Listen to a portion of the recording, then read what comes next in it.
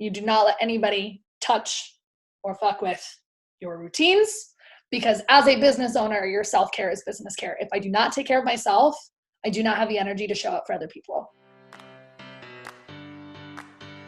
Episode number 60 of People I Know Show. Curt Carstensen here, joined today by Mackenzie Sweeney. I think I know where you're located, but please tell me. I am in Phoenix, Arizona. And it is a lovely day there, I'm sure. I'm in the suburbs of Minneapolis, and today as we record, it is cold and has been cold for a couple days. So for everyone that doesn't live here, something to be grateful for, I suppose, at least in these moments in time.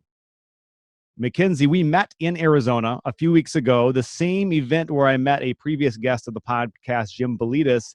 We were at Human Interaction Technology, a Michael Bernoff event in Scottsdale. Whether it's the event or it's me, a few weeks later, what are some of your memories or impressions from that time and space that brought us together for the first time? Totally.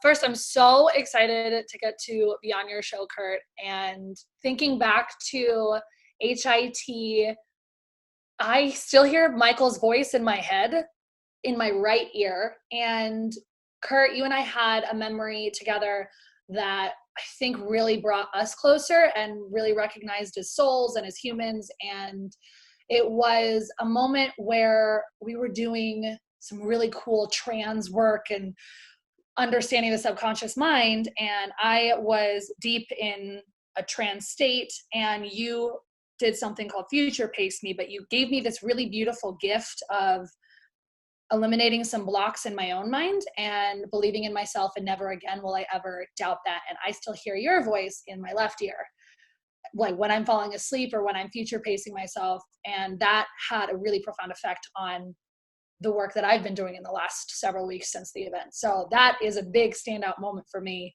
of a memory of HIT and you and I really connecting.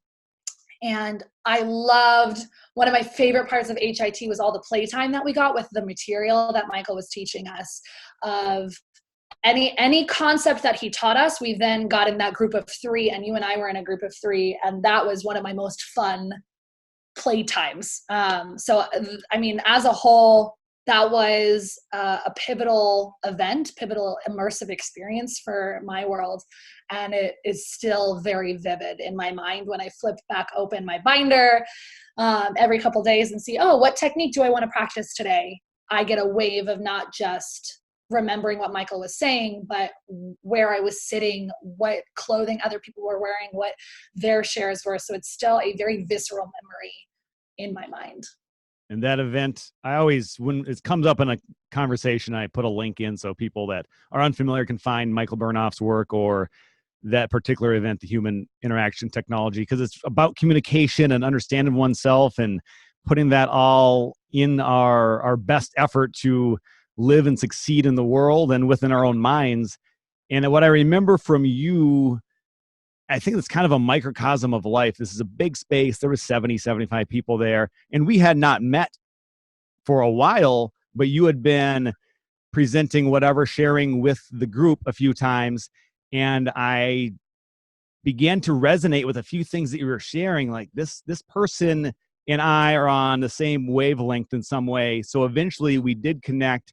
And of the people that I met there, a room full of great people, you were one of the few that I felt like I connected with most strongly. So just kind of carrying this forward then through this conversation in the future, I think it's great for me personally to have a specific means to reach out to people from my life like I do with this podcast, but also to share you back with the world and whoever comes in contact with this conversation. I'm very excited to do. And I guess let's get into who you are or what you're trying to accomplish in this world. You have Mac Motion, Idea and Creative Consulting. This is something I know you've been working on for some time. So lay it out. What are you trying to accomplish with this or with your life in general? I love that question. It's so expansive and broad. And Mac Motion, to me, this idea in creative consulting is a different way of approaching ideation as a creative, as a business owner. And my main mission in life is for people to have complete sovereignty, like power, not just force, but complete power and ownership of their ideas and being able to live those ideas into reality. So idea engineering is really what this whole consulting process that I follow. It's the seed of an idea of, oh, wouldn't it be cool if X, right? And where I want to teach and make it a normal process to follow is for, oh, if I have this X idea, I know the 6 things that I need to do in order to get that to be a tangible reality, whether that is a mindset, that's a belief, or that's a physical, tangible product. So I'm really passionate about brain optimization, being able to follow the ideas, to process the ideas, and to live a really integrated life. So I don't really believe in work-life balance. I believe in work-life integration. Because my whole priority and the number one priority of every client I've worked with is family or their life. Like they want to live a really happy, enjoyable life. However, their work is very overwhelming, overloaded, and there's a lot of hindrances to get to where they want to be. So building blocks of productivity, efficiency, and effectiveness are the idea and creative consulting process. So what I want to build is a whole new process on which businesses and creatives get to work and allow their ideas to easily come into reality so they can live enjoyable lives. And this is something you are currently doing, working with individuals one-on-one or with groups. And how long have you been at it? How long since you realized that this is something that you were both qualified for and potentially like really great at and passionate about? Totally. I did not go to college for this. I went to school for opera and graduated with a business degree. However, I traveled a lot in my early 20s, and I did seasonal work. I was a performer in Alaska and kind of tripped upon the entrepreneurship world through virtual assisting. I got into virtual assisting and I was really good at technical concepts. I wasn't a programmer or an engineer. That was my dad and my brother, but I was really good at understanding things and great at communicating with people. So I knew how to ask the right questions, and I especially knew how to ask Google the right questions. So that was the inception of where this started, was working at a virtual assistant firm, taking the tasks that nobody else wanted to take because they were too technical, too vague, too hard, and I would figure out how to break them down, and then got really good at that. And figuring that process out totally fired me up. So I became qualified because I did it myself. I lived the experience. I didn't study it in college, but I was relentlessly resourceful. I had some really amazing mentors that I learned, and I squeezed like a sponge to soak up every piece of knowledge. And then I went out to, I'm on actual projects with clients, testing out this material and documenting my own process, because I don't like repeating myself. So I try and I'm like, okay, how can I really communicate this once in the best way to get the answer that I want? I have been doing this for almost 4 years. January is my 4-year anniversary of getting into this world of process and productivity and entrepreneurship. And I started my own company in July of 2018. And so I've been doing it on my own, under my own name since 2018. So that's where it started. That was the inception of getting into this world, and being relentlessly resourceful and a constant, not only am I consuming the information, but I'm digesting it, synthesizing it, testing it, kind of like an app developer. They send out a beta version of an app before they're doing the final version, specifically to get critical feedback. That's kind of how I am with information and education. Like, okay, I'm going to take this information in, I'm going to synthesize it, and I'm going to test it. Kind of in HIT, we talked about not practicing, but just playing with the material. If you're shitty at it 3 times, you can get really good at it. Same thing. That's how I've approached testing material. I just need to get it out there and see the reaction and see how it's landing so I can make it the best it can be. But that's how I started in this whole, It sounds like, so it's been 1.5 years into your own entrepreneurial venture within this. Mm-hmm. And the point of it seems to me like you're starting, creating, and building this brand, this business, which the point of it is to help people do the same for themselves. Yes.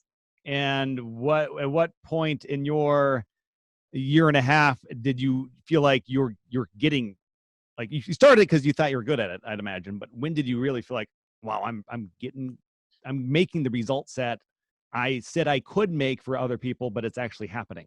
Totally. I two parts. One, I started my company because I knew I was already good at it. I was working under a different mentor at the time, and for the 10 months previous to starting my own company, and I was the singular person closing like big consulting deals, doing the education, doing the process, and I was the one flying across the world to go apply this. And so I had this little epiphany. I'm like, wait a second, I'm the one doing this. I love this. And my mentor wanted to go in a different direction with his business. So I said, great. It worked out for the both of us to be able to follow our zones of genius. So it was a shock to step out and do it on my own name. So it was almost this, like, you have this jarring effect. Like, after you leap and you're flying, you're like, okay, how do I fly again? You just have to have this mental awareness around it. But to answer your question of like, when did I know that I was super good at this? I had a client at the beginning of the year, and we met. I used to teach a couple yoga classes a week near where she lived, and she came by and we started talking. And within 5 weeks, we decided to start to work together. From February 28th until 5 weeks after that, like the end of March, we put together an entire summit, like a one-day women's event with a very specific client, got all the seats filled, all of the content, the workbooks. So the whole 9 yards, we literally got together from idea to execution in 5 weeks. And that was just a really great reminder of, wow, I'm really good at this. Like I'm really great at this whole idea to execution thing. And being able to do it where that person felt really great about their own creation. And I'd imagine at that point, you realize you're only going to get better, and you can start to get more creative and reach out to people in different ways. And as we go through the conversation, I want to kind of jump in and out of your hashtag, the 25 days of productivity that's happening. It appears that you set it up from the beginning of beginning of December through Christmas Day, 25 days. And I'm going to pull one of them out now, and we kind of build this back in and out of the conversation today so that the audience taking in our conversation can hopefully pull perhaps a bunch of things out of this, but I'd imagine at least one of these things can stick and really help someone with what they're doing right now, what they're working on, what they're trying to accomplish with their day or with their life. And I'm going to go down to the 3 hours and 53 minutes. This was from a few days ago. You said, and I don't know where you get your numbers from or where you've done your research or you're studying, but you claim that everyone has a potential really of true effectiveness for 3 hours and 53 minutes a day. I'm paraphrasing. So explain where that comes from and try to help me get an understanding. Because I think that's probably true, because at a certain point I run out of steam, or I don't want to work that hard mentally for that long, but I know I have some great capability each day. Yes. So the 3 hours and 53 minutes comes from one of my old mentors studied architecture, and there are in New York, and there's a lot of studies that he passed down of especially office building and architecture of how people are being effective and efficient. So those are where that stat comes from. Also, I am obsessed with your brain optimization because I suffered a really bad traumatic brain injury in 2014. So was finding all of my research for my own sake. I wanted to be able to focus, or remember a zip code at the end of the day. So the 3 hours and 53 minutes, you have a maximum output, your brain chemically on a chemical level, every single brain right now, that's where we're at. You have a maximum of just under 4 hours of focused productivity time. So when I say focused productivity time, what that means is undistracted, deep creative work, deep strategic problem solving, or really effective communication. And that is where the 8 hour 8-hour work day comes from and the 40-hour work week comes from is your brain output. And the 3 hours and 53 minutes is scattered throughout your day. So it's not, oh, I'm going to sit down for the first 4 hours and get maximum output. Your brain works in sprints. And a great way to break it down is through something called the Pomodoro Technique, which essentially is a brain sprint on and off method of 25 minutes on, 5 minutes off. So that 3 hours and 53 minutes, you have these peak times ranging from about 25 minutes to about 75 minutes long, because your brain has a biological clock throughout the day, not just, time ticking through your entire life. Every single day it resets. And that's why sleep is so important. I don't believe that sleep, like you need to sleep every single day.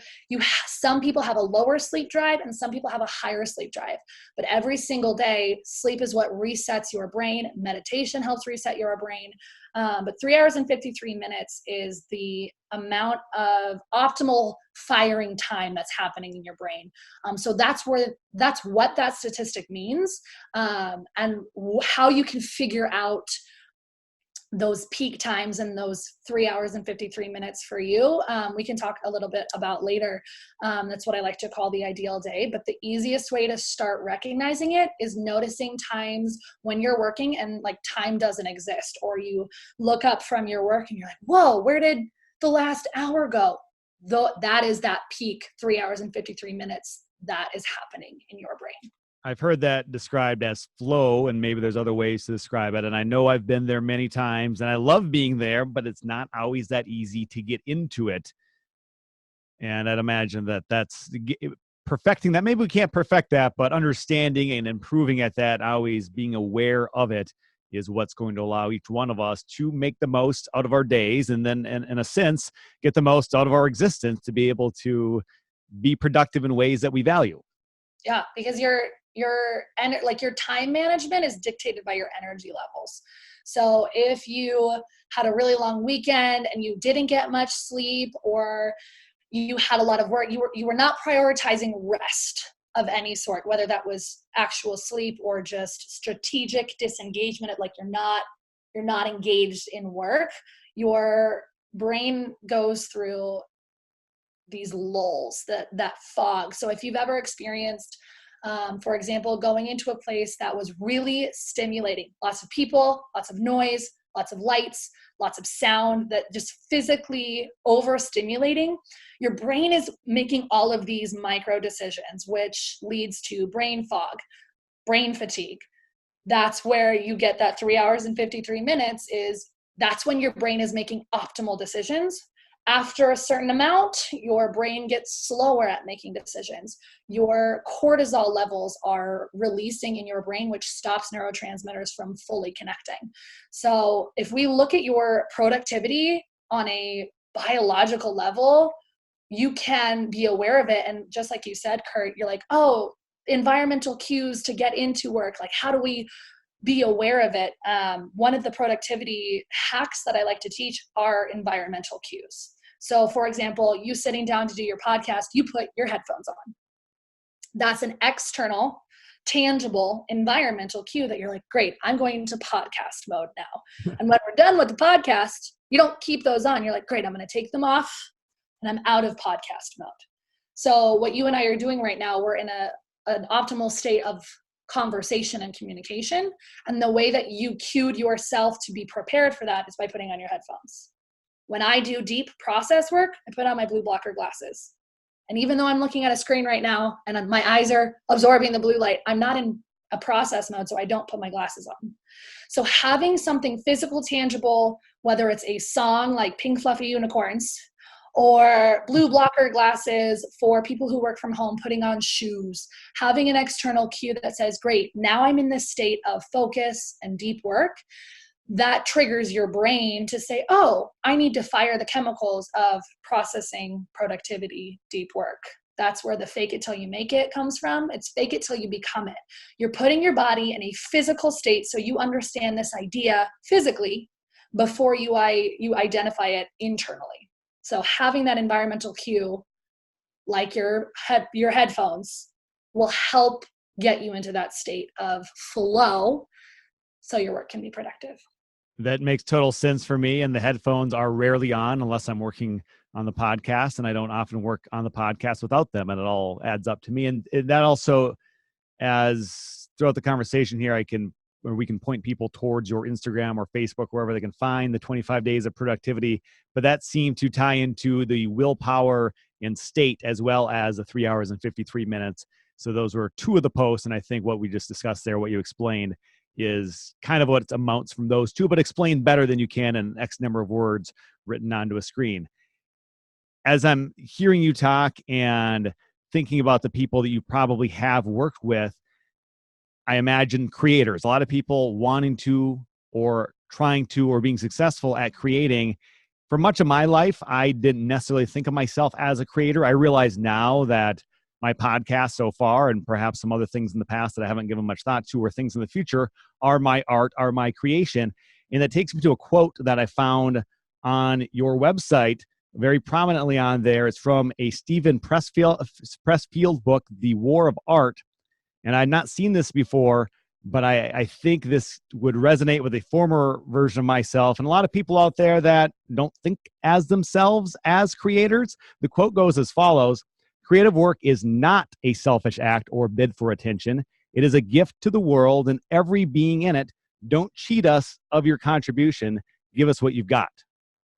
My former version of myself would have gotten a nice boost from that. Now I'm kind of on the way where it still helps to hear it, but I'd imagine there's a lot of people that don't think what they've experienced or what they're doing is worth telling the world about. And perhaps sometimes some of what we're doing isn't, but if you think that way, you're not going to be willing to put yourself out there. Yeah, Curt, that quote is one of the external pieces that really solidified who I am as a business owner. Because so often I find that we as business owners don't believe that we're artists or creators. We're just business owners, right? We're just entrepreneurs. And if I honestly look at my background, music and performance dominated the first 25 years of my entire life, that it would be silly of me to ignore the fact that I am a creator, I am an artist, and I create art in process, productivity, communication. So the Stephen Pressfield quote was the integration of I get to be creative and successful. There was so much of my life that I questioned. I could either be creative or successful. And I feel like you and I and some of our listeners here too have experienced those times where it's this either or situation where either I'm an intellect and I don't enjoy my life and I'm making a lot of money, or I'm loving my life and I'm creative, but I am broke, right? So it's the up and down. So that Stephen Pressfield quote of don't cheat us of your contribution. Creative work is not a selfish act or bid for attention. When you're creating, when I hear the word creation, it reminds me of the French word cœur, which is heart. Cœur is what stems courage for that word as well. So creative and courage all have this word heart within it. And if you are thinking with your heart, you're actually able to make a bigger impact. So being able to be creative and successful comes from the heart. You're thinking straight because you're not thinking with your head, you're thinking with your heart. And that ability to share that is really, that quote gave me the courage to say, I'm changing my belief system. I get to be creative and successful because I will attract the right clients to me that want that too. Since I did that for myself on a mental level and a business level, I can teach others how to do that as well. And that pulls me back to a person I mentioned already a few episodes ago. Jim Belitis was one of my guests. We talked about vision. I don't know if that's your precise vision, the way you say it, but it really helps me to understand what it is you're setting out to do. So have you fully pieced together the words that would best fit your vision? Is that something that's a focus for you? When I think of my vision, I actually have a guide that I read every morning that has my top 10 qualities I want to embody, my belief system, a manifesto of like a vision, a vivid vision of my future. And when I think of my vision for my company, I know the mission and the impact that I want it to have. I want to be able to have the way of productivity and process and creation be so foundational that it is taught in high schools. I want it to be a college course. I want this to be a regular use for corporate companies because it allows you to use more of your brain power. It allows you to use more of your creative, your courage, your heart. I want that to be a normal facet in our world. But when I really think of my vision for my future, I see a lot of my family, because I know for a fact that as my family grows, my business will grow as well. So when I think of my vision, it's a lot more how I want to be, act, embody, who I want to be talking to, how I want to be drinking my coffee in the morning. So I have an outcome for the impact I want to have. How I get there, what it's going to actually look like, I'm allowing it to continue to form. That's awesome. And I think it does always continue to form, as we're never the same person for more than a moment at a time, potentially. So what we're doing and how we're approaching our lives is going to adjust slightly over time, and just to be aware of that and to continue to try to search for improvement. So let's jump back to the 25 days of productivity. Something else that I found that is worthy of talking about. You told a story about pottery and your relationship with it, and it all relates to quality and quantity. And that one, I've heard that story told in different ways before. So if you would express that for me, and we can chat about that a little bit. Absolutely. So the pottery class, this story is one of my favorites to tell. So if you think about a pottery class at a college, a professor decided to do an observation of the class one semester, and on the syllabus day walked into the class to the art majors, and he split the class in half, down the middle, nothing special about it. One side was group A, the other side was group B. He said, group A, your entire grade this semester is based solely on the single piece of pottery that you make. At the very end, one final piece, that's your entire grade. He turns to group B and he says, your group is going to be graded solely on the amount of pottery that you create.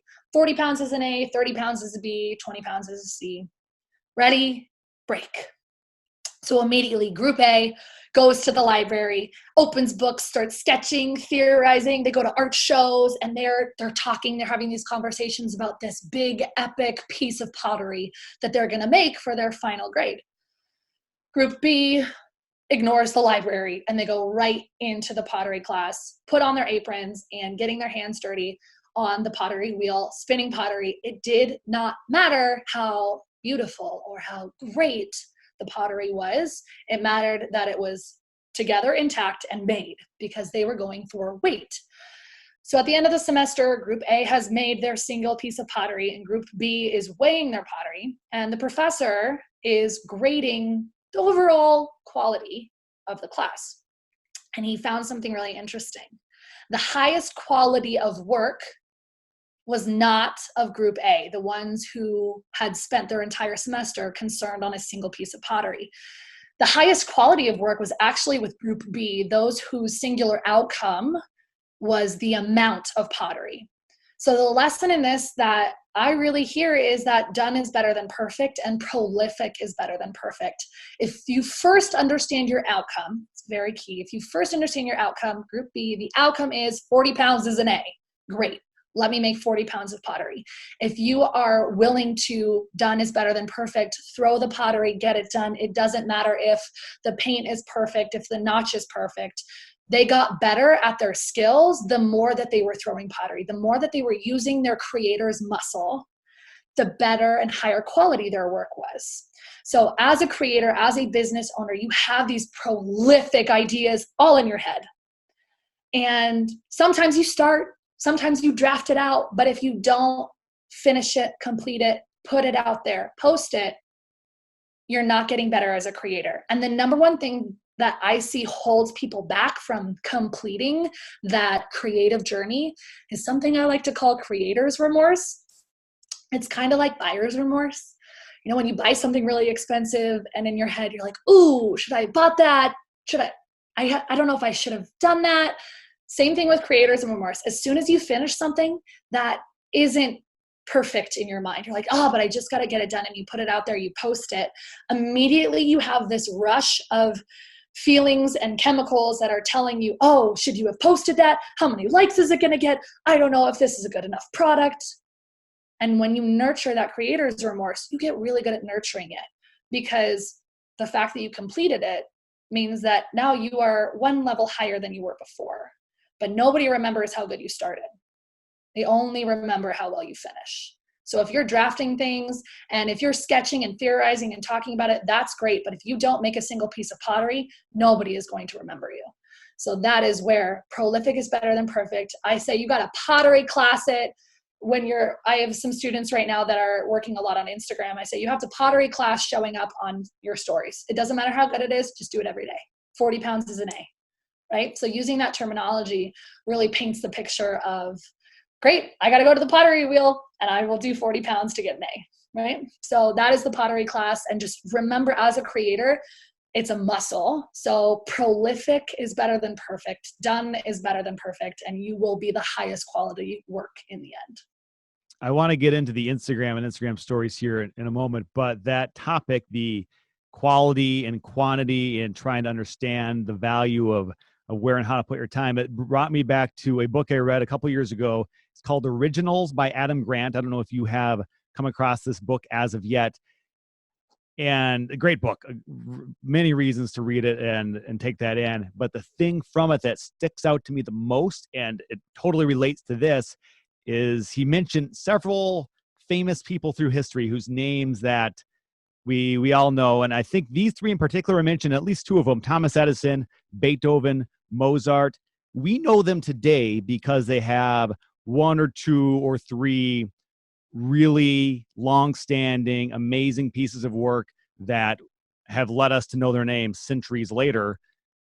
But little do we know, unless you research it more fully, is the amount of stuff, the quantity of things that they created that were not well received, might not have been good at all, is massive. The reason why they were able to perhaps stumble upon something that they did that was so great is they did a lot of things that were not that great at all. And that's something that in my day-to-day life, I kind of forget about sometimes. And the pottery story helps bring that back. And just remembering that if you are afraid to do anything or don't think it's worth the effort to do something that isn't that good, we're going to miss out on that big thing or two that over the course of a lifetime, maybe there's only a few things that you do exceptionally, amazingly well, but you're never going to get to those most likely unless you do a lot of things poorly, or as from HIT we learned to be shitty, to do things and not expect them to be great and be okay with it not being great, knowing that eventually by doing you will be great, and at least in a few moments create something especially great.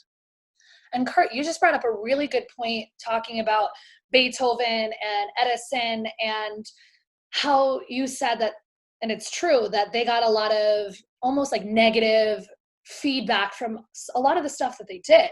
As an artist, a lot of painters, photographers, and musicians, they want to make an emotional impact. So when you go to a gallery, the artist is looking for an impact. He doesn't care if it's positive or negative.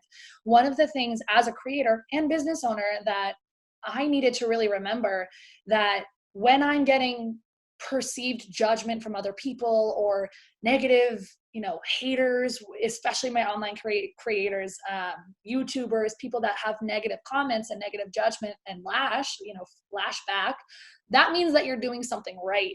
If you're making an impact so much so that somebody is feeling so against it, there are 21 other people that have felt positively about it, right? Now, understanding that there is going to be judgment and perception regardless of what happens, and that you get to live in your reality and you are perfect, that if you continue your creation and hear the feedback that you need to really impact the niche that you want, keep going on that. But just like Thomas Edison, he was kind of an asshole, right? Really, really prolific, and he got where he needed to go. Same thing with Steve Jobs. He was an asshole, but he was really good at prolifically getting ideas out. And he had those 3, 4, 5 ideas that really made him a historical marker. So understanding that when you are creating and putting it out there, it's okay if not every single one is super amazing. The fact is you're going to get really good at creating the super amazing ones, but you can't unless you do it, right? And I don't think we're suggesting that you need to be an asshole, but I do think there is some correlation at times where someone with some of those attitudes where they're not nice to people because they don't care about hurting feelings. Sometimes they're looking for a result that they want, and the people that aren't on board with them to get that result might see a side of this person that is not friendly, is not likable, and maybe some people don't want to be around that type of person. You don't have to be, but there is a certain method to getting results that perhaps I don't think I'm an asshole enough sometimes to really get what I want. I think I can accomplish it without being an asshole, but I do see why sometimes that leads to good results.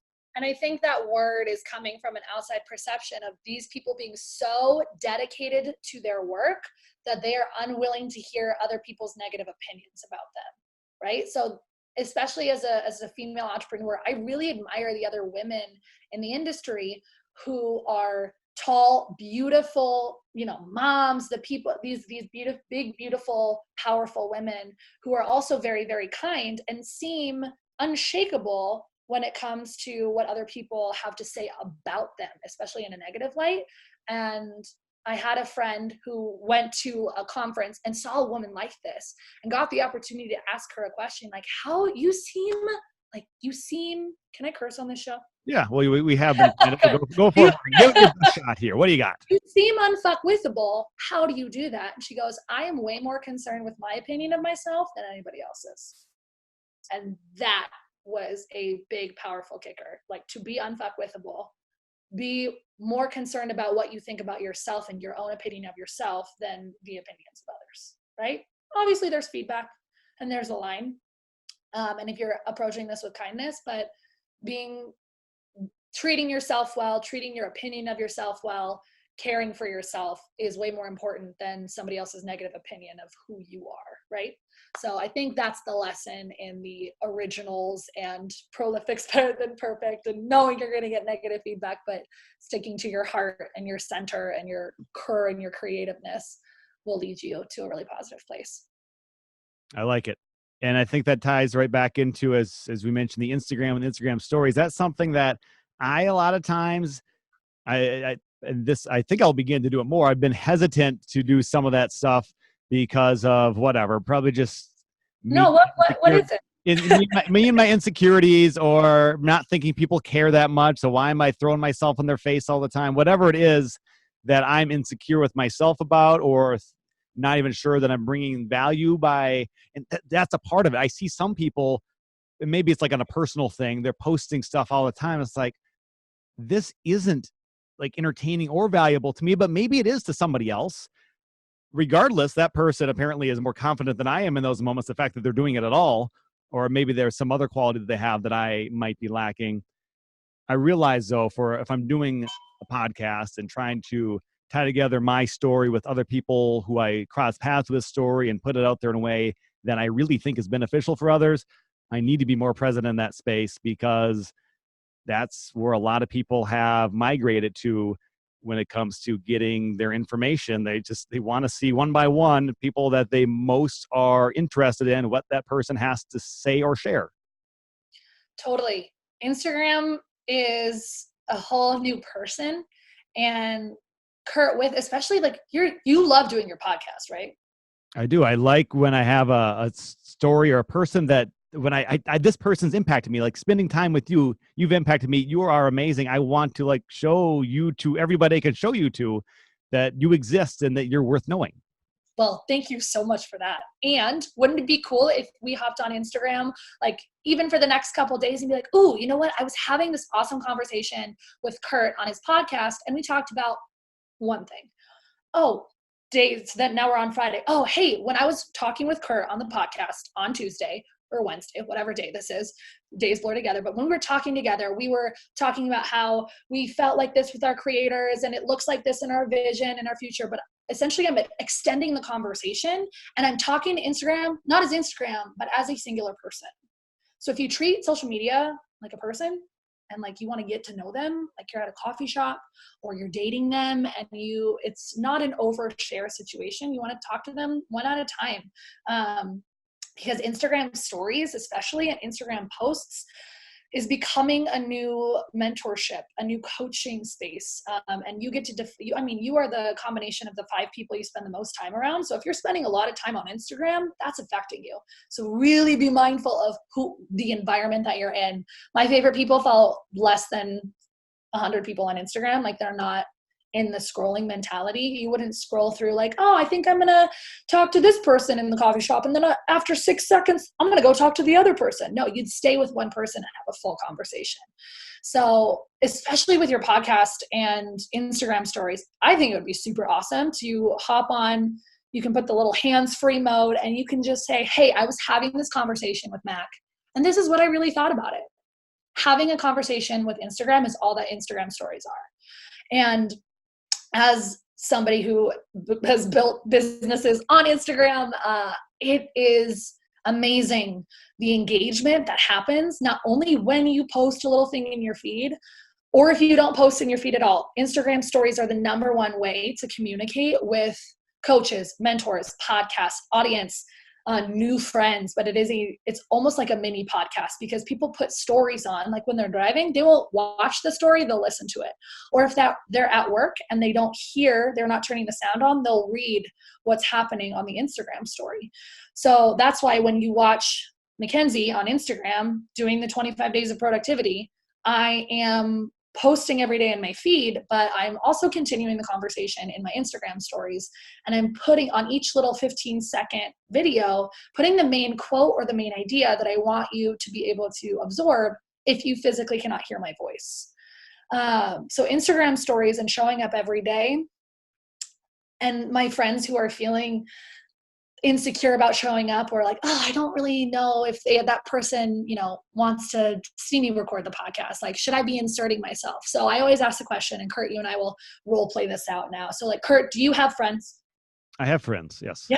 Do you and your friends talk? Some of them I talk with quite a bit. Some probably not as often. Oh, it's awesome. Or like me and you right now, we're having a great conversation, right? Yeah. And I want to hear what you have to say. That's why I'm asking you questions. Yeah. Yes, that's the point of this. That's how I want you to approach showing up on Instagram. Like, if there's one person that really enjoys what you have to say, and like, hey, Curt, I'm really curious what your podcast's about. Like, I'm new in your circle of karma, and I want to hear what's really interesting you. And I loved following your Seattle trip the other week. Like, people like to feel intimate with the coaches, the mentors, the podcasts that they want, right? So showcasing, hey, this conversation really came up and it made an impact, or this is something that was really exciting, or this is a journey, a piece of my journey. Vulnerability to me is being able to enroll somebody in your vision, in your healing, or in your journey, or enrolling them in a decision.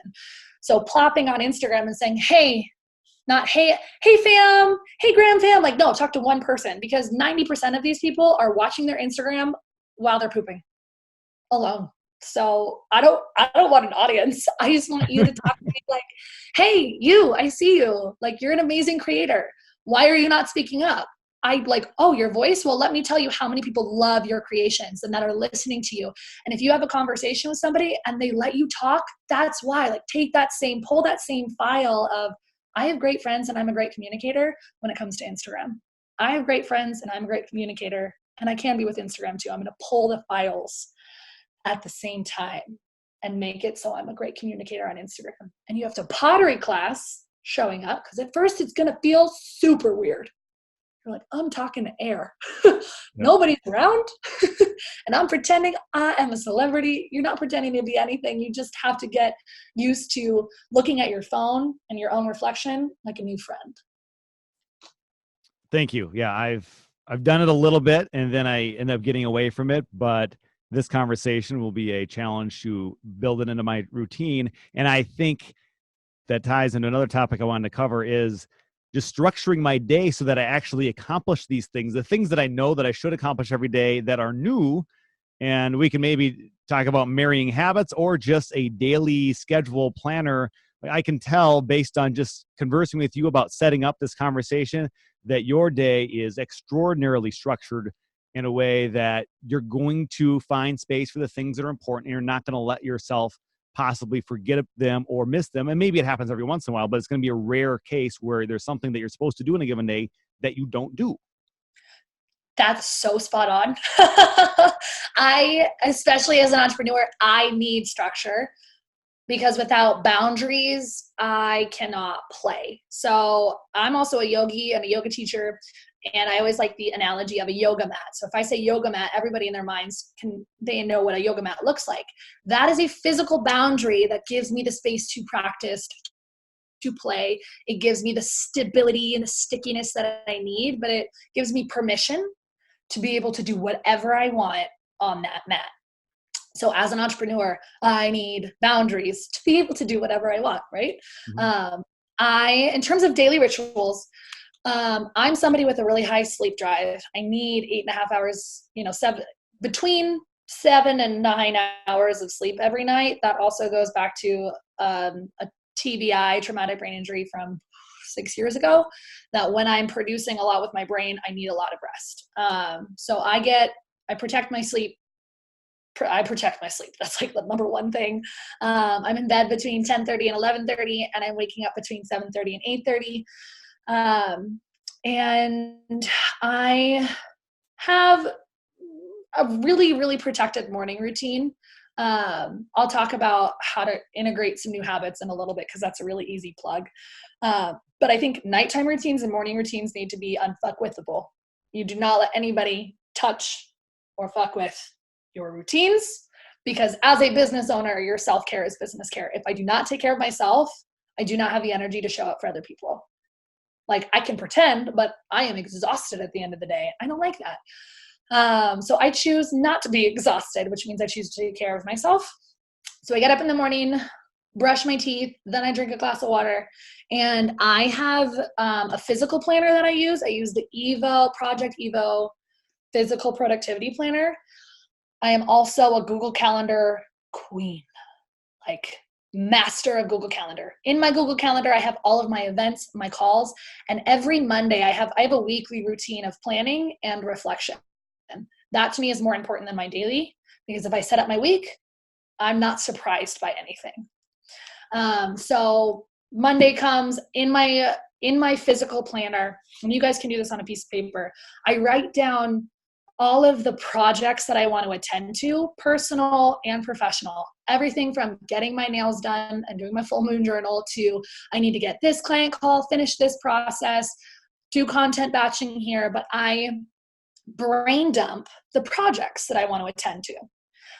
Then I look at my Google Calendar and I make sure all of my client calls are in there, all of my events, and they're color coded between work, family time, friend time, and self-care and wellness. So I have about 6 different colors on my, because I can see visual colors and say, oh, awesome, I've got, a lot of work time. Let me make sure I have enough family time, which is purple. Like, let me make sure I have enough purple in my calendar. So I'll take the projects and then I will time block during the week based on those projects. So for example, with the 25 days of productivity, and I know we've been saying that essentially I'm posting for 25 days productivity tips, tricks, and hacks that are concepts that are pretty foundational. I need to make sure I'm either content batching or I'm leaving room every day to write those posts. So putting that in the calendar, just dropping, hey, call my dad for his birthday on that day. And then when I wake up in the morning, this is the number one thing. I have a gratitude that I write every morning. Like today, I'm grateful for the single most important task of the day, not 3, not 5, 1, single, 1, a wellness activity. And today I will have fun and create adventure by. So what is my playtime? It doesn't have to be big. A lot of times it's like the lipstick that I wear or my earrings or my outfit. And I have to do it before noon, or it's like dance to a song. I have to put playtime in my day before noon. So after I plan that out, then I have today's 3 priorities. Those are 3 tasks that I know I need to get done. And then I plan out the events of the day, just as a little reminder. And then I check off when I finished my most important task. The other part of my morning routine is that I read my fantasy novel. Like, I am a prolific reader.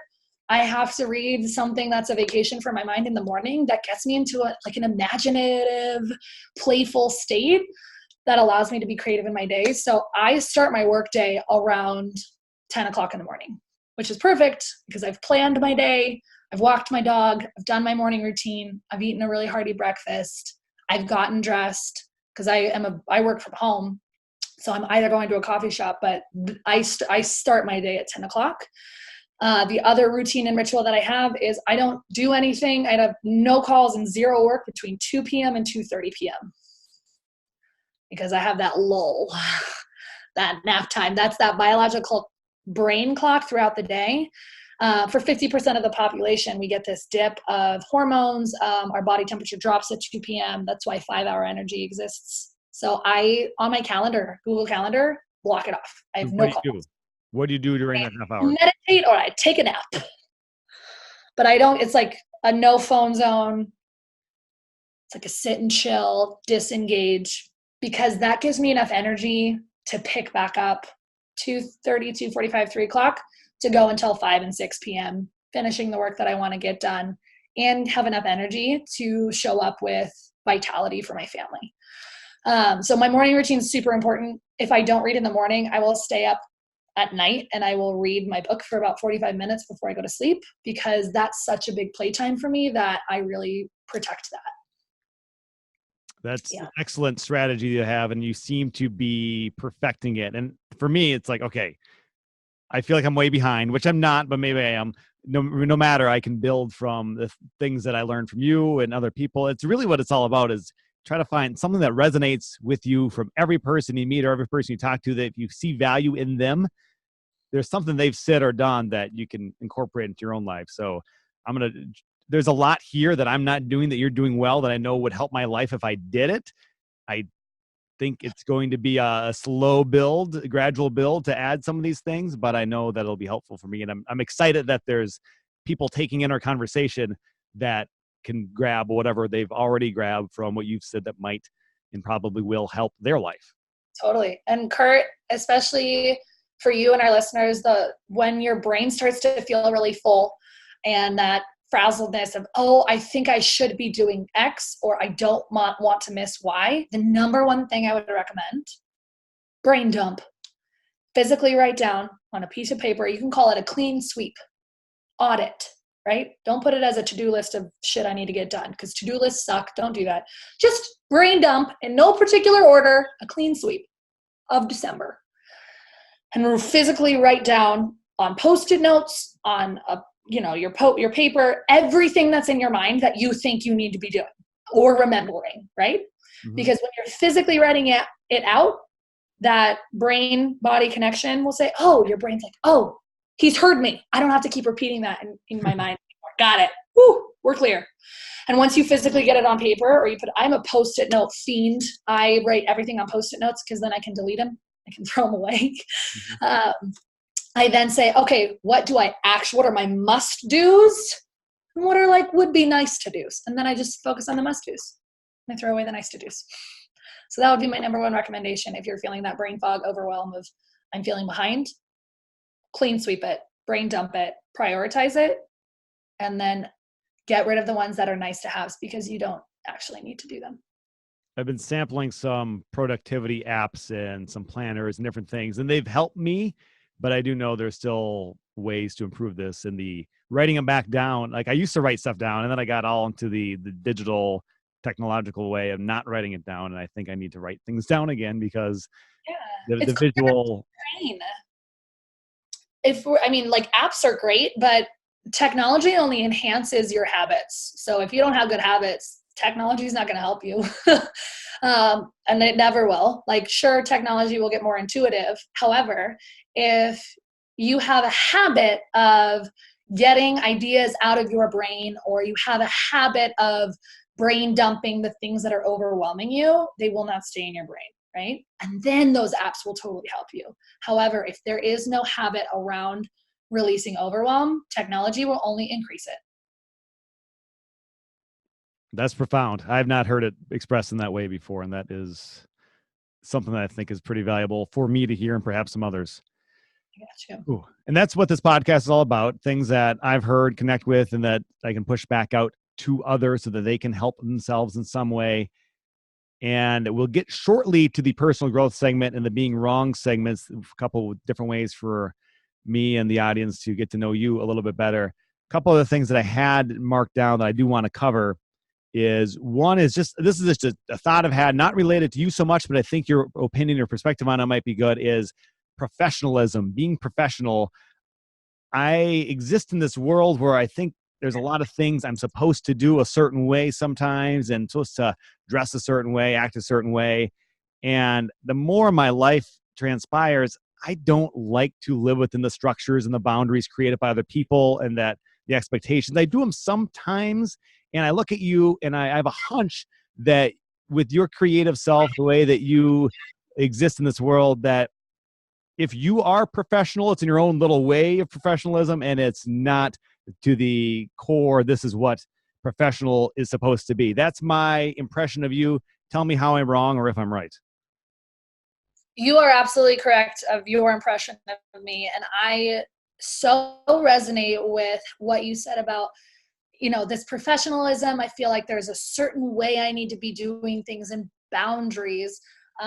For the listeners who physically cannot see me, I am 5'11". I have hand tattoos, 2 half sleeves.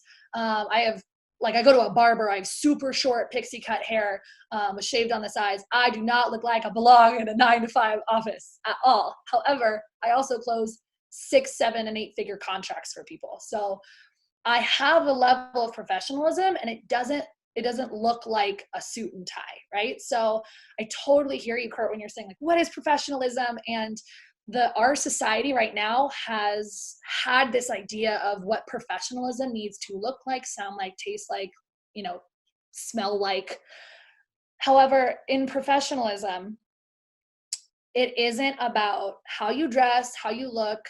It's all about, it goes back to the heart, right? So if you are dressing for yourself and carrying yourself really well and connecting with people, that's professionalism to me. So if I can be a fantastic listener, an excellent communicator, and if I can make people feel really heard, seen, and understood, I'm professional. And if I'm really true to the work that I'm doing and authentic in that and transparent and vulnerable in that, I am being professional. I had a really interesting experience working with a mentor. I was consulting in Guatemala for 2 weeks for a couple of companies. And in Guatemala, tattoos are a sign of gangs. And I have tattoos that you can see everywhere. I have tattoos behind my ears. I have a tattoo on my big left hand. So it was shocking for this multi-million-dollar CEO of a holding company to see a 25-year-old with tattoos everywhere come in and tell him, this is everything wrong, this is how you should fix it, right? And when you first see a person, you're going to make a judgment of them. And then when you hear them talk and how they feel, you then create a different judgment of them. So I was able to showcase my professionalism wearing Nikes and a blazer with my hand tattoo to this multi-million-dollar Guatemalan CEO, not because of my tattoos, but because of my integrity. Professionalism to me is integrity. And it's not the clothes that you wear. It's integrity, punctuality, communication, understanding, and listening. And I feel like, especially as our culture is shifting, millennials are really taking a lot more entrepreneurial spirit. I think a lot of that professionalism is changing to be flexible in its physicality, but it's becoming stronger. It's in its intentionality. Exactly. The physicality and the intentionality, those are 2 words I wouldn't have used because I haven't thought about it in the way that you have, perhaps, but I like that. How you look and appear and carry yourself isn't the most important thing anymore, if it ever was, about being professional. There's so much more to it, and that adds to your individuality, just to be able to be who you are and feel like you can be who you are. And that's something that has come out of recent years in the last couple of decades. People can be who they are and be in the world the way they feel most comfortable and do amazing work instead of feeling like being told that you need to be a certain way, which I'd imagine limited people for so many years, or throughout history, perhaps being told you had to do something a certain way. And then you never really fulfill who you are, who you want to be, because you're living within the constraints created by someone else so long ago, and then trying to be maintained by the people of the present day. It's all crazy to me. I never liked it. And I really appreciate meeting and knowing someone like you that presents this very well in the world. And you're doing great work.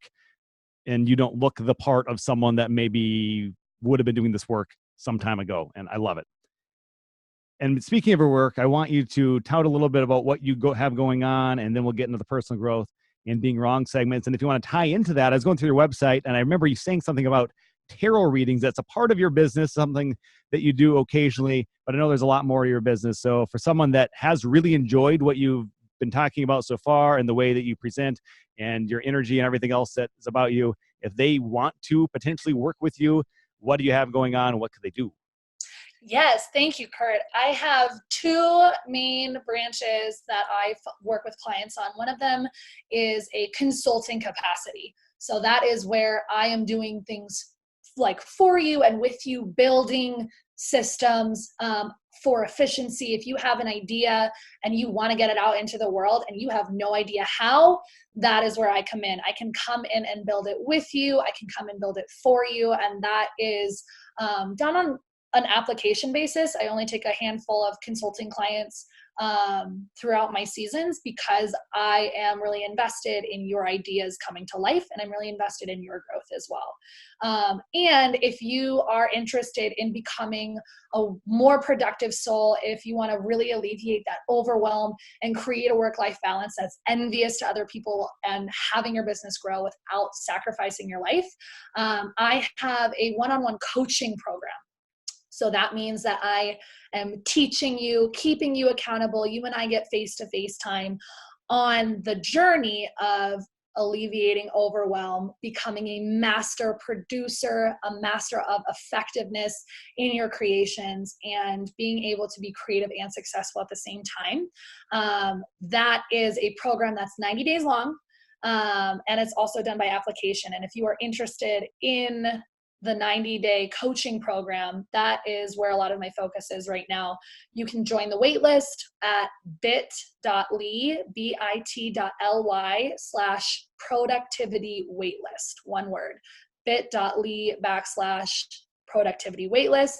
And you can join the waitlist there, and I will be able to get in contact with you, and we can see if that is the right fit. But regardless, if somebody is interested in trying to get their idea to execution, I will be able to connect them with the resources that are necessary to do so. But otherwise, there is a ton of free content. My main avenue of connection with people is on Instagram.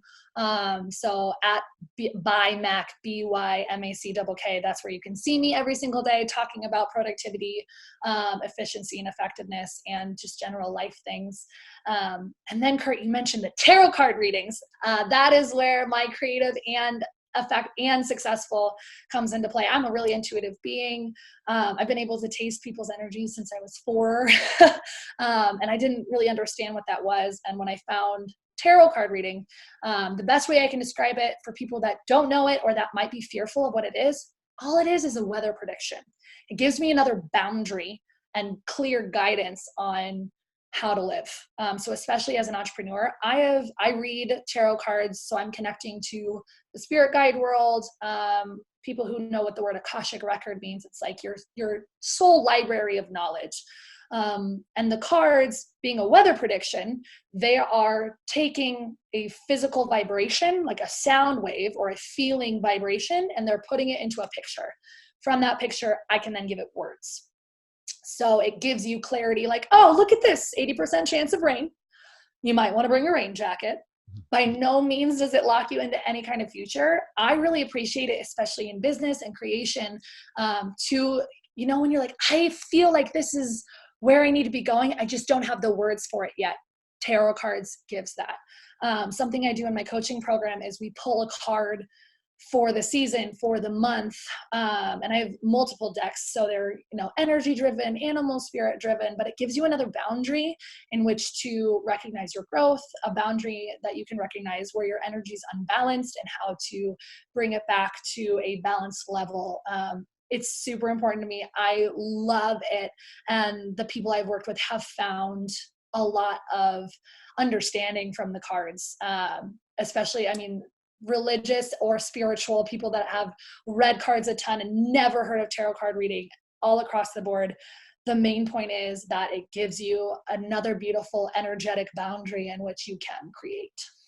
It allows introspection, but I think as much as anything, it creates an opportunity to have a slightly different thought than you'd had before. And then from the thought, you can put it into words and speak it out loud. This is something I've done very little of, but Vina Chalice, who was my guest episode, I think 5, she's big into that. And during that episode, we did a little bit of that together. And it's interesting the way these pictures and words on a card, how you look at it and read it, and suddenly you can see and understand yourself and what you're looking to do in your life slightly different than you ever had before. So exactly what you said, and that's the way I understand it to be. And I imagine everybody can get out of it something slightly different, but you'll get something out of it just by trying it. Whether or not it's the best path forward for someone to implement in their life, I don't know, but I think to try it at least one time and begin to understand why someone else might see value in it is something worth taking the time to do.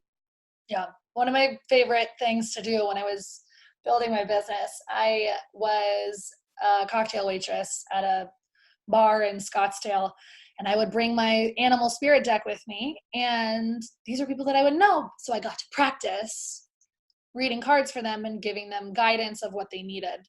So it got really, really fun and got to connect with it's another level of connection. Like you're creating a deeper level of connection. And when I read cards for people, essentially I'm moving Mackenzie's ego like onto the bleachers, and I'm allowing the messages for your spirit guides to come through however they need. And so it's interesting because every time I read cards for somebody, number one, it sounds completely different than the person right next to you. Like I'm going to speak to Curt differently than how I'm going to speak to Sally.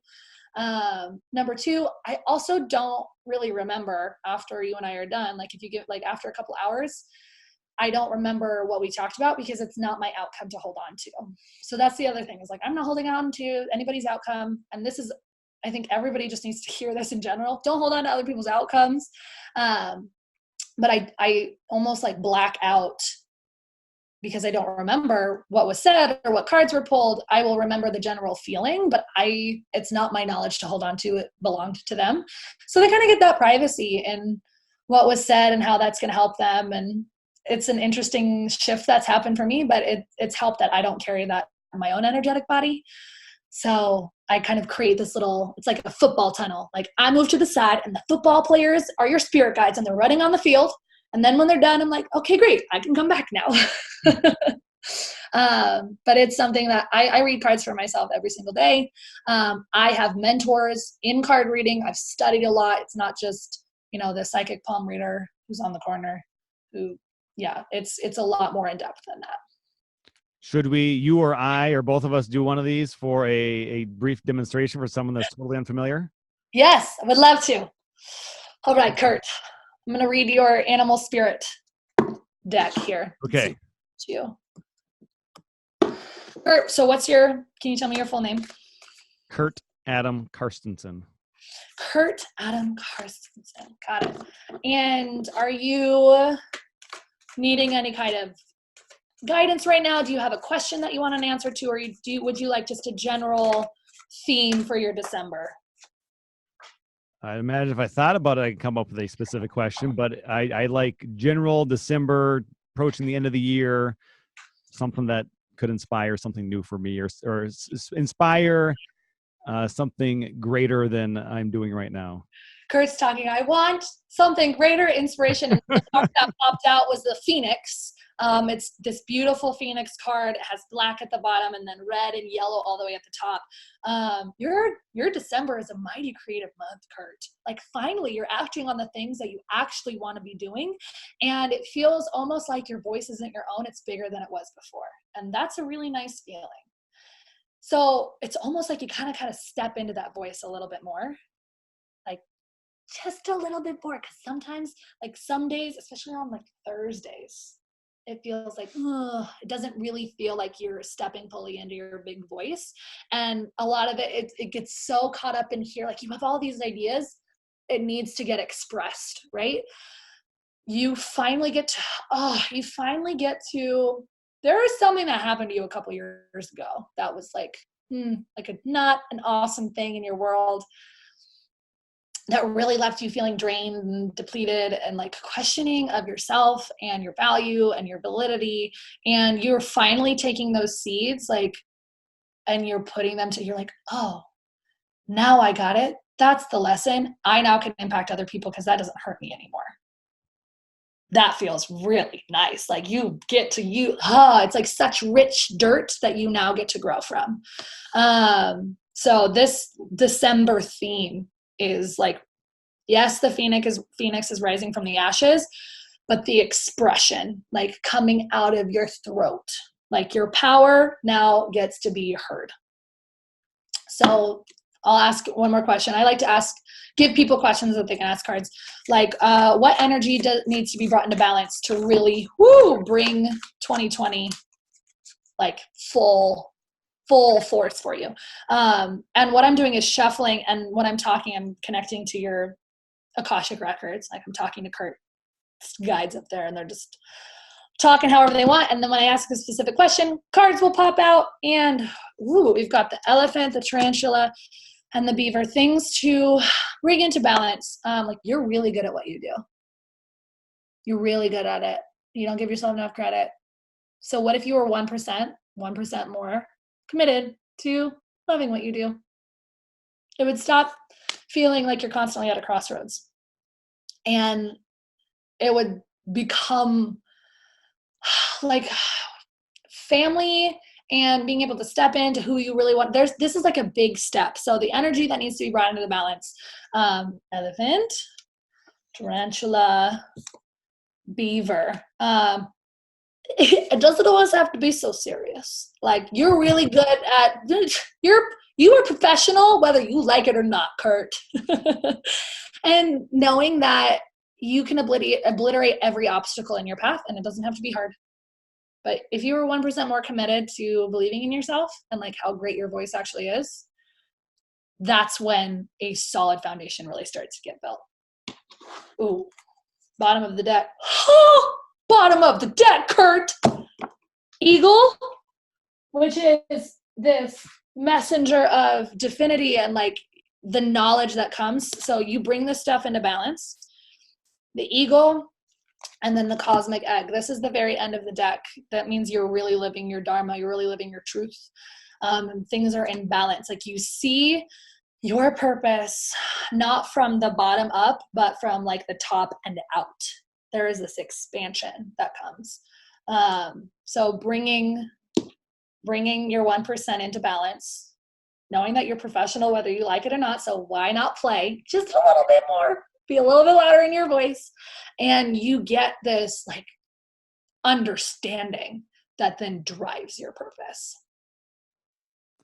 What I'm taking from this, it's coincidental perhaps, or maybe that's how these things always work. We just talked about the professionalism, and I see you as being someone that doesn't present in traditional professional ways, and I really appreciate it and I like it.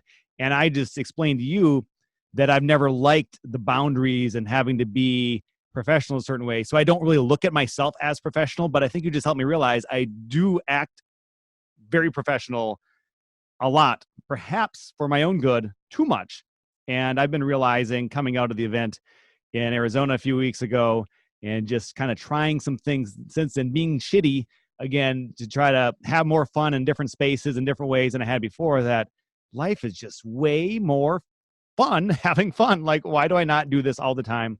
Why do I constrain myself or use the the habits, the routines, the behaviors created years ago that apparently lead me to make you think that I'm very professional, that I don't even realize that I am, that I need to begin to break free of that and be less professional, to do whatever it is, to have fun, to not worry so much, not concern at all of what other people are thinking or wanting, and just be myself in my own way and let that fall onto the world the way that it does.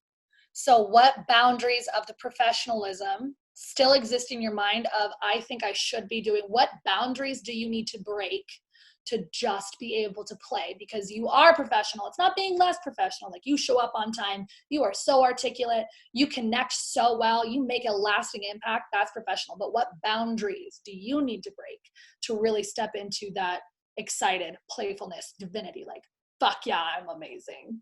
It's probably the language. I don't swear that much most of the time because I don't think I'm supposed to, and I've gotten in the habit of just not doing it that much. I do, and I don't really care when I do, but I don't think I should do it all the time. Perhaps that constraint is not helping me, as well as, I just had a thought, and then the thought went away, but I think it'll come back here shortly, as well as, I can't think of it. So ask me another question. That is what I wanted to leave you with, is the boundaries that other people have put into your mind. Like, one of the best questions I ask at the end of my day of coaching is, hey, is that thought mine? Is that energy mine? Is that boundary? Is that file? Did I put that file in my subconscious, or did somebody else put it? Because, like we learned at Michael's event, when you're talking, your subconscious is hearing it and the other person's subconscious is hearing it. So if I have somebody that's venting, I have to be really mindful, is what they're leaving in my mind belong to me, or does it belong to them? If it belongs to them, I'm gonna get it out of my mind. I'm gonna press that delete button. So what boundaries do you need to delete in your mind to be more expansive? The thought that struck me went away and now has come back as you were saying that, is I need to allow myself to be more controversial, to approach topics and things that I don't know that everyone's ready for, but who gives a shit if they're ready for it? Maybe they need to hear it. Maybe it'll strike them in an emotional way that'll be more engaging to them, to want to continue to follow me on my journey with what I'm doing and what I think is important. And they're going to follow you because you have the courage to say something about it, and they're listening to you because they want that same exact thing. So if you embody it for you, you're embodying it for everybody else. That's great. Generally be more controversial, care less about what I say and how it might strike someone potentially in a way they don't like, knowing that for the most part, it's going to strike people in a way that's going to be helpful. That's my goal. That's my intent. And I think it'll happen now because we've done this tarot reading and I understand myself better and what I want better. And this is why everyone probably should do something like this, because it seemed to be so simple, but yet has also given me some new profound thoughts that I didn't quite think of in the same way until this moment. Thank you, Mackenzie. You're so welcome. I'm happy that you got that guidance that you needed. Thank And you. these were things that I'd thought about, and I think that happens a lot. We have thoughts run through our mind among many, many, many, many thoughts.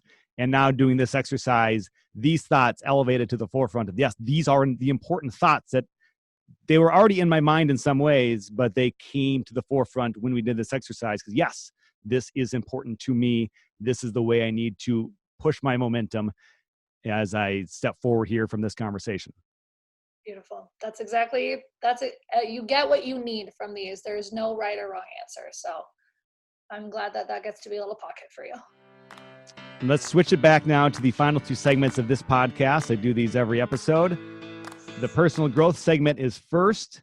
Mackenzie, I call you Mackenzie. I know you sometimes go by Mac and refer to yourself as Mac sometimes. I want a story from your life, and I know we've been talking for a while now, so it can be brief if you want. Something that you have grown from, an experience, a lesson, a practice, perhaps something we haven't talked about yet, ideally something we haven't, that you think really might strike me and those taking in our conversation in a way that's going to help them as well. Your growth turning into growth for others.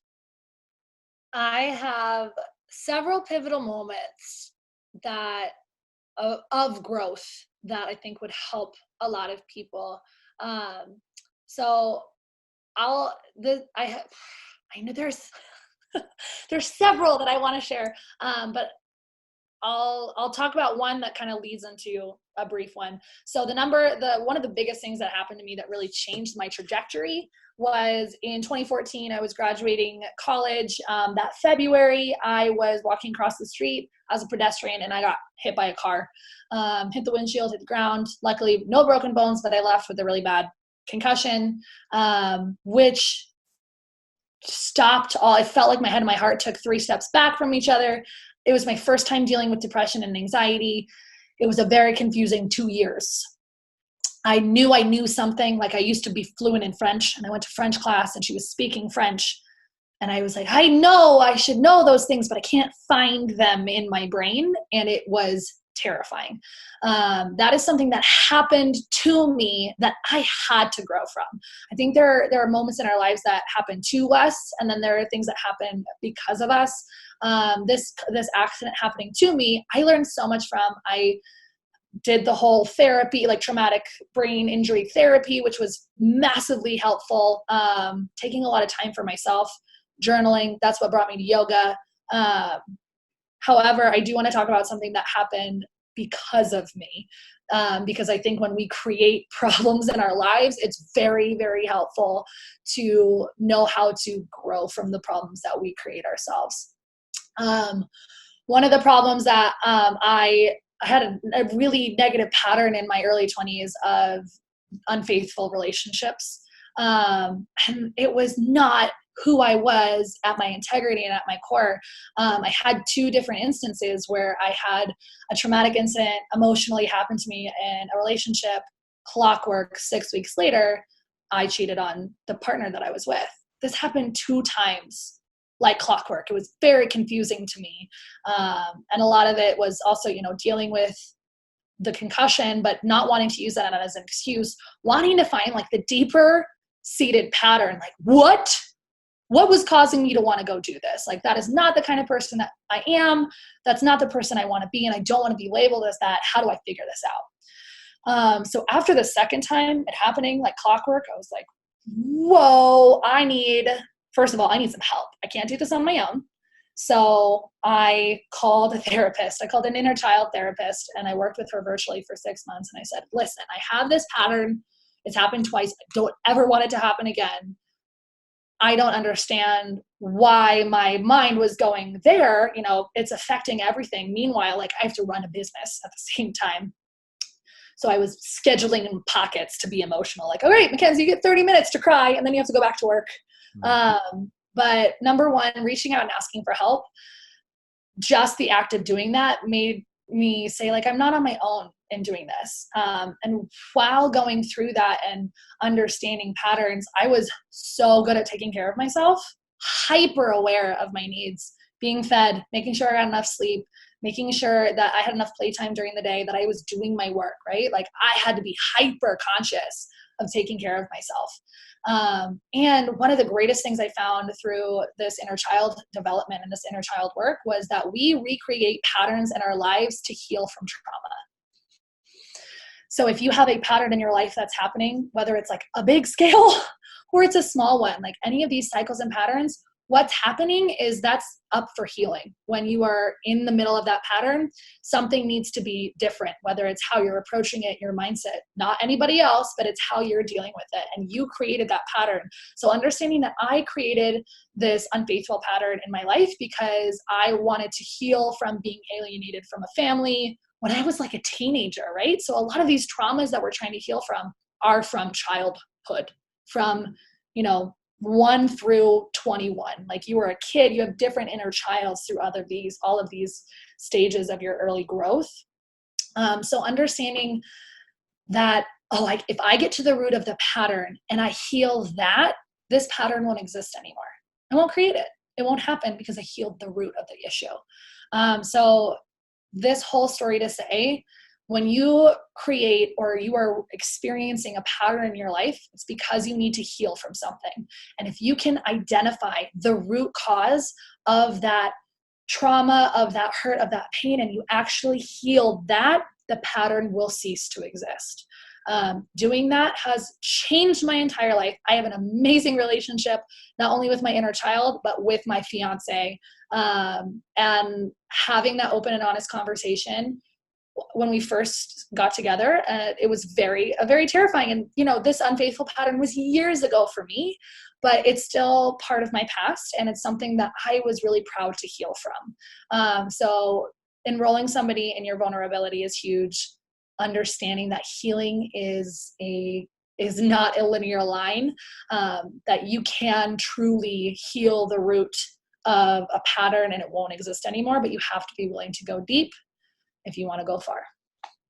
Do you think there needs to be a therapist or inner child therapist involved, or might you just be able to employ someone close in your life to discuss these things and try to work through them in a different way? What would you advise to someone taking this in and just wanting to take a step in the right direction? What's maybe a simple first step? Simple first step, read. The simple first step is read and journal.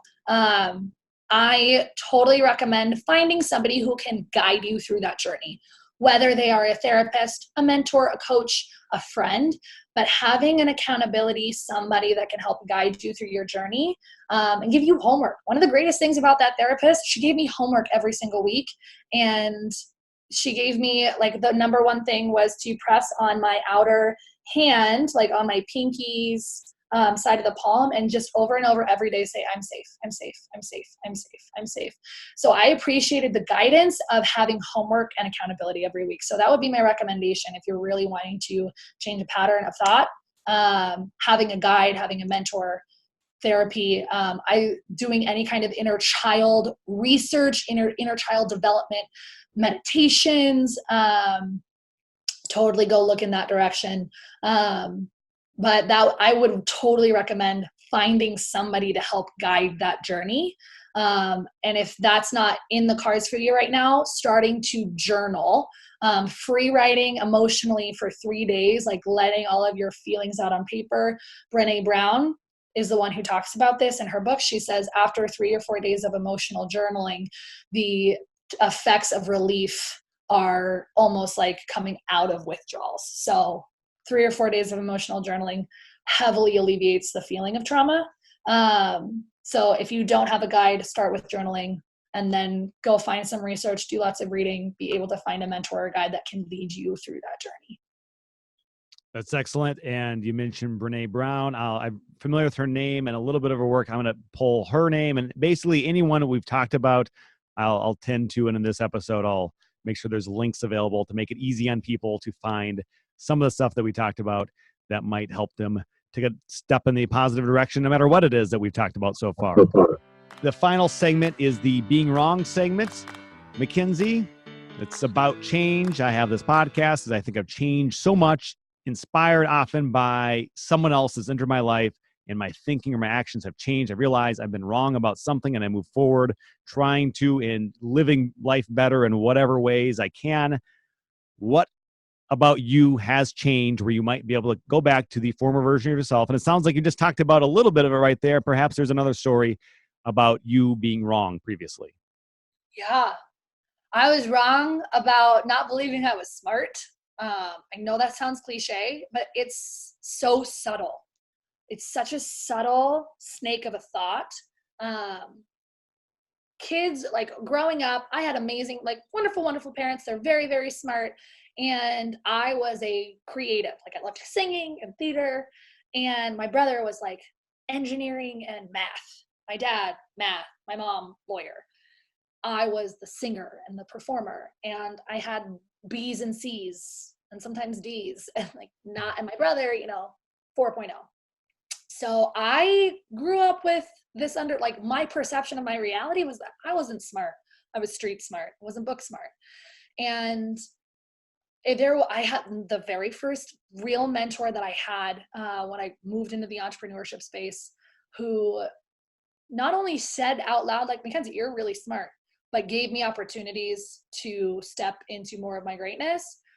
That's when I realized, I have been selling myself short for so long, and understanding that, that's why I'm so passionate about creative and successful, is I in my 20s can be very creative, very successful, wildly smart, and be pretty. Like, as a woman, you're either pretty or smart. I like to be both, right? And not shying away from that, and like allowing myself to step into my genius. That's where like my opinion of myself matters more than other people. And if I'm not believing enough in myself, Lord, we need to shift something.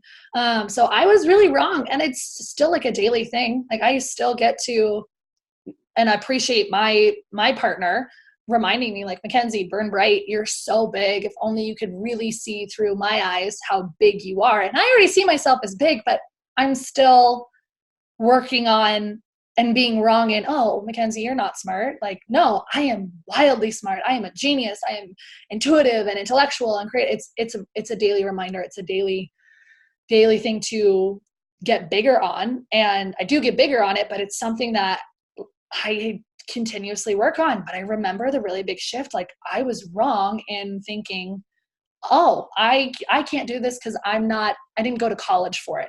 I didn't get a degree in it. So why would I be able to do automation?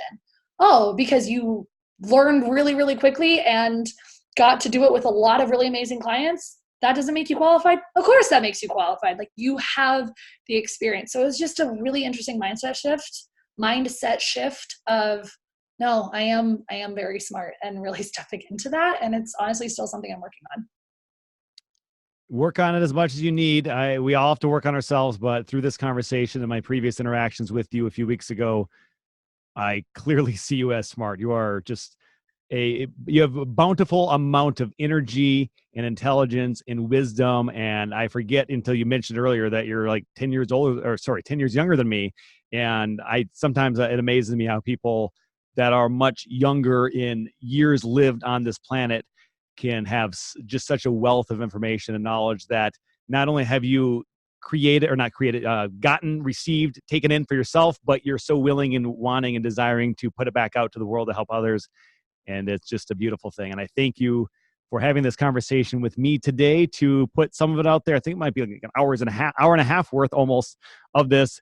And I hope that for people that take in the entire conversation, that they see the value in you that I saw in you, and that this is something that's going to be helpful to people in the world.